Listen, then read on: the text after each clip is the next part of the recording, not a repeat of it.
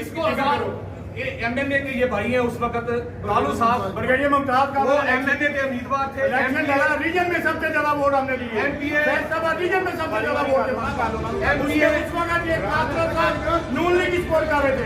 उस वक्त ये सारे एमपीए सारे कांग्रेस वाले के नून लीग में चले गए।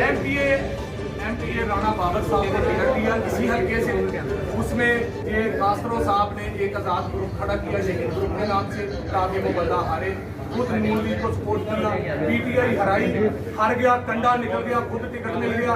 जब ये बंदा ही इस काबिल नहीं है तो हम चाहते हैं कि पार्टी वर्तों को खान ऊपर बैठा कह रहा है कि मैं सुन रहा हूँ किसके कितनी ताकत है हल्कों में। अगर इन्होंने नहीं दिखाना, खान के साथ भी धोखा, हमारे साथ तो है ही है। तो इस दुख की वजह से हमने ये अपने गंदे कपड़े बाहर आके धोए।